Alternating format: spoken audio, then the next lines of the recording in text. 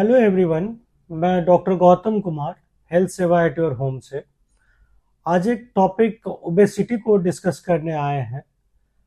Obesity का पहले हम समझेंगे डेफिनेशन और फिर इससे जुड़े हुए कुछ फैक्ट्स को। फिर उसके बाद ओबेसिटी के कॉज क्या होते हैं, ये क्या कॉम्प्लिकेशन या क्या रिस्क फैक्टर हमारे बॉडी में बनाता है, और चौथा देखेंगे कि हम इसको मैनेज कैसे करते हैं या फिर इसका ट्रीटमेंट क्या होता है। तो ओबेसिटी समझने के लिए सबसे पहले हम डिफिनेशन को अगर ऐसे समझे कि एक्सेस ऑफ फैट हमारे जब बॉडी में हो जाता है तो उसको हम लोग ओबेसिटी कह सकते हैं। लेकिन अगर ओबेसिटी फैट एक्यूमुलेशन के साथ साथ हमारे बॉडी में मॉर्बिडिटी और मोर्टेलिटी को बढ़ाता है, तब ये कंप्लीट डिफिनेशन होता है ओबेसिटी का। अब अगर हम देखें कि ओबीज किस पर्सन को कहते हैं, ओबेसिटी हम लोग कैसे मेजर करते हैं, तो ओबेसिटी मेजर करने के लिए हम लोगों के पास कुछ मेजरमेंट है, जैसे बीएमआई है, फिर हिप टू वेस्ट रेशियो है हमारे पास, या फिर स्किन फोल्ड हम लोग भी देख के मेजर करते हैं कि कोई पर्सन कितना ओबीज है या उसमें कितने रिस्क फैक्टर हो सकते हैं।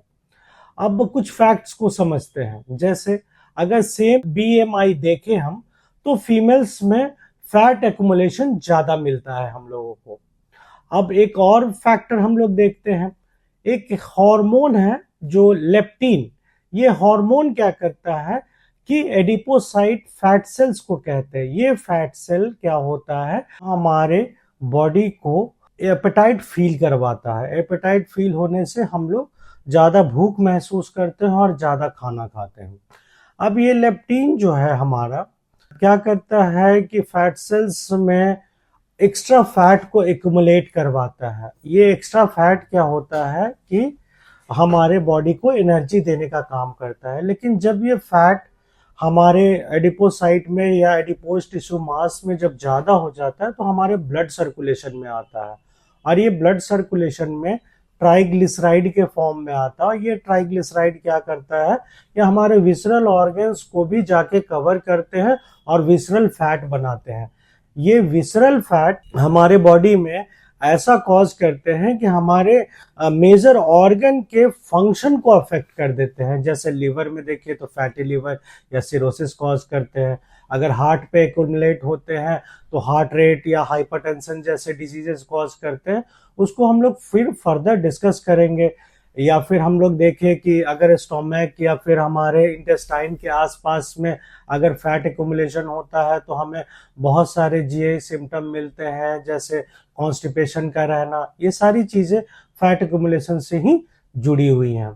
अब आते हैं हमारा कॉज क्या क्या है। तो सबसे पहला कॉज है कि हमारा डाइट कैसा है। अगर डाइट मेरा पुअर है, पुअर डाइट कहने का मतलब है कि अगर हम डेंस खाना खा रहे हैं, हमको हमेशा फाइबर फूड पे रहना चाहिए, फैटी ऑयली चीजें अवॉइड करना चाहिए। ये सारे रिस्क फैक्टर है ओबेसिटी के। दूसरा चीज फिजिकल एक्टिविटी। अगर हमारे पास फिजिकल एक्टिविटी नहीं है, ये सेडेंटरी लाइफ स्टाइल अगर हम जी रहे हैं, तो उस केस में भी हमारा ओबेसिटी होने का चांसेस रहता है। कुछ जेनेटिक फैक्टर भी इस पे काम करते हैं, जैसे कुछ जीन हमारे बॉडी में ऐसे होते हैं, या हम देखते हैं कि कजन्स में या सिबलिंग्स में अगर कोई लोग ओबीज है तो वो पूरा फैमिली ही ओबेसिटी, तो कुछ ना कुछ लिंकेज इसका हेरिडिटरी से भी बताया जाता है।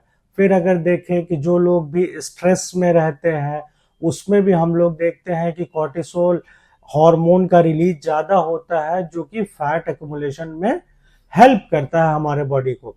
अब हम अगर देखें कि कुछ मेडिकेशन है, जैसे हम लोग एंटी डिप्रेसेंट लेते हैं, या सर्टेन ड्रग जो इम्यूनो कॉम्प्रोमाइज्ड पेशेंट को चलता है, स्टेरॉइड वगैरह, वो भी ओबेसिटी या वेट गेन में हम लोगों के बॉडी को हेल्प करता है। फिर अगर छठा कॉज अगर देखते हैं हमारे पास, तो हम देखते हैं इन्वायरमेंटल कॉज है।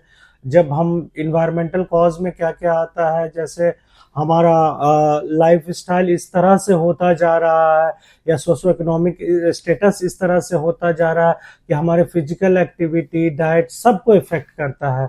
तो इन चीज़ों को देख के हमको समझ में आता है कि ओबेसिटी के कॉज क्या क्या है।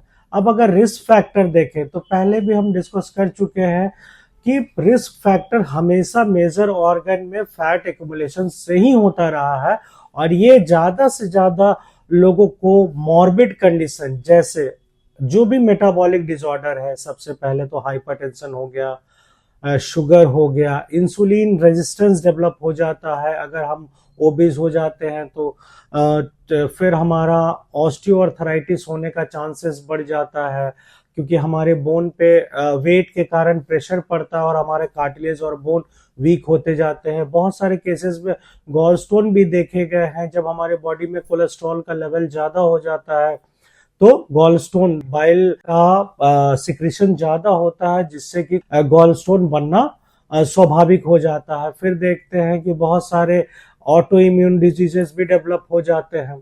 कुछ केसेस में तो हम लोग देखते हैं कि स्किन डिजीजेस भी फैटी पीपल में ज्यादा मिलते हैं। हेयर फॉल भी इसी से जुड़ा हुआ है, क्योंकि हमारा इम्यूनो कॉम्प्रोमाइज्ड कंडीशन होता है ओबेसिटी। हेयर फॉल होता है, डेंड्रफ होता है, नेल के प्रॉब्लम्स होते हैं, आई में स्वेलिंग आता है। ये सारी चीजें ओबेसिटी से जुड़ी हुई हैं। फिर फर्दर अगर देखें कि और क्या क्या हो सकता है, तो हमारा फैटी लीवर हो सकता है, सिरोसिस ऑफ लीवर हो सकता है। बहुत सारे कैंसर भी जुड़े हुए हैं हमारे, जैसे कोलोन कैंसर है, रेक्टम कैंसर है। फीमेल्स में अगर देखें तो ब्रेस्ट कैंसर कॉमन हो जाता है, ओवेरियन कैंसर कॉमन हो जाता है। ये सारी चीजें लिंक्ड है ओबेसिटी से। अब ओबेसिटी का मैनेजमेंट कैसे करते हैं उस पे हम आते हैं।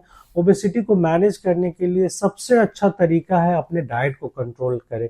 डाइट कैसे लेना है, तो स्मॉल डाइट, स्मॉल मील लेना है सबसे पहला।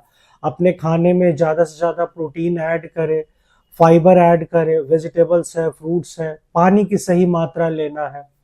फिर अगर फिजिकल एक्टिविटी की बात करें तो हम लोग योगा के फॉर्म में, कार्डियो के फॉर्म में या मसल ट्रेनिंग के फॉर्म में फिजिकल एक्टिविटी को अपने डेली रूटीन में ऐड कर लेते हैं। हम लोग सभी जानते हैं कि कम से कम 45 मिनट से 1 घंटे का हम लोगों का डेली वर्कआउट रूटीन होना चाहिए हमारे लाइफ स्टाइल में। फिर बिहेवियरल चेंजेस भी कुछ कुछ करवाते हैं हम लोग। जब कोई काउंसलिंग होता है, जैसे उसमें क्या बताते हैं हम लोग पेशेंट को कि माइंडफुल ईटिंग कीजिए, मतलब खाना को चबा चबा के खाना है, कॉन्शियस हो के खाना है। ऐसा ना हो कि उस समय हम लोग मोबाइल यूज कर रहे हैं या टीवी यूज कर रहे हैं, तो कॉन्शियस माइंड से खाना खाना। इससे हमारा बहुत सारा हार्मोनल, जैसे हम लोग देखें कि ओबेसिटी जो है इंडोक्राइनल न्यूरल पाथवे है इसका। तो अगर हम कॉन्शियस माइंड से खाएंगे तो हमारा माइंड और गट और फूड का कनेक्टिविटी बनता है।